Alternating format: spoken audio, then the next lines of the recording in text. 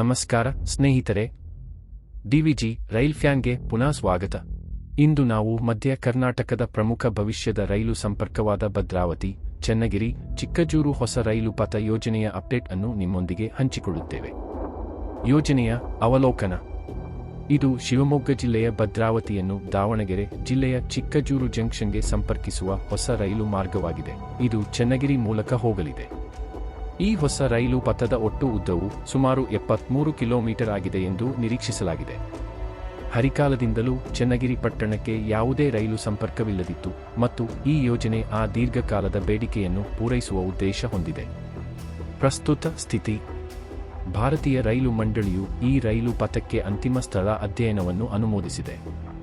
ಇದು ಅತ್ಯಂತ ಪ್ರಮುಖ ಹಂತವಾಗಿದೆ, ಏಕೆಂದರೆ ನಿರ್ಮಾಣ ಆರಂಭವಾಗುವ ಮೊದಲು ರೈಲು ಇಲಾಖೆ ಪರಿಶೀಲಿಸಬೇಕಾದವು. ನಿಖರ ಮಾರ್ಗ ನಿರ್ಧಾರ, ಭೂಮಿ ಲಭ್ಯತೆ, ಸೇತುವೆಗಳು ಮತ್ತು ಕ್ರಾಸಿಂಗ್ಗಳು, ವೆಚ್ಚ ಅಂದಾಜು. ಅಧ್ಯಯನಕ್ಕಾಗಿ ಹಣವನ್ನು ಈಗಾಗಲೇ ಅನುದಾನಿತ ಮಾಡಲಾಗಿದೆ ಮತ್ತು ಶೀಘ್ರದಲ್ಲೇ ಸ್ಥಳದಲ್ಲಿ ಅಧ್ಯಯನ ಕಾರ್ಯ ಪ್ರಾರಂಭವಾಗಲಿದೆ. ದಯವಿಟ್ಟು ಗಮನಿಸಿ, ಈಗಿನ ಸಮಯದಲ್ಲಿ ಯೋಜನೆ ಕೇವಲ ಅಧ್ಯಯನ ಹಂತದಲ್ಲಿದೆ. ಯಾವುದೇ ನಿರ್ಮಾಣ ಕೆಲಸ ಇನ್ನೂ ಆರಂಭವಾಗಿಲ್ಲ. ಈ ಯೋಜನೆಯ ಮಹತ್ವ ಏನು? ಚನ್ನಗಿರಿ ಮೊದಲ ಬಾರಿಗೆ ರೈಲು ಸಂಪರ್ಕ ಪಡೆಯಲಿದೆ. ಶಿವಮೊಗ್ಗ ಮತ್ತು ದಾವಣಗೆರೆ ಪ್ರದೇಶಗಳ ನಡುವೆ ಉತ್ತಮ ಪ್ರಯಾಣಿಕ ಸಂಪರ್ಕ. ಕೈಗಾರಿಕಾ ನಗರ ಭದ್ರಾವತಿಗೆ ಸರಕಿಗೆ ಸುಧಾರಿತ ಸಾರಿಗೆ. ಕರ್ನಾಟಕದ ಪ್ರಮುಖ ರೈಲು ಜಂಕ್ಷನ್ ಚಿಕ್ಕಜೂರಿಗೆ ನೇರ ಸಂಪರ್ಕ. ಸ್ಥಳೀಯ ಆರ್ಥಿಕತೆ, ಕೃಷಿ ಮತ್ತು ಉದ್ಯೋಗಕ್ಕೆ ಉತ್ತೇಜನ. ಮುಂದೆ ಏನು ನಡೆಯಲಿದೆ? ಅಧ್ಯಯನ ಪೂರ್ಣವಾದ ಮೇಲೆ ವಿವರವಾದ ಯೋಜನಾ ವರದಿ ತಯಾರಿಸಲಾಗುವುದು. ಭೂಮಿ ಸ್ವೀಕಾರ ಮತ್ತು ಅನುಮೋದನೆಗಳು ಹಾದು ಹೋಗಲಿವೆ. ಸಂಪೂರ್ಣ ನಿಧಿ ಅನುಮೋದನೆಯಾದ ನಂತರ ನಿರ್ಮಾಣ ಕಾರ್ಯ ಆರಂಭವಾಗಲಿದೆ.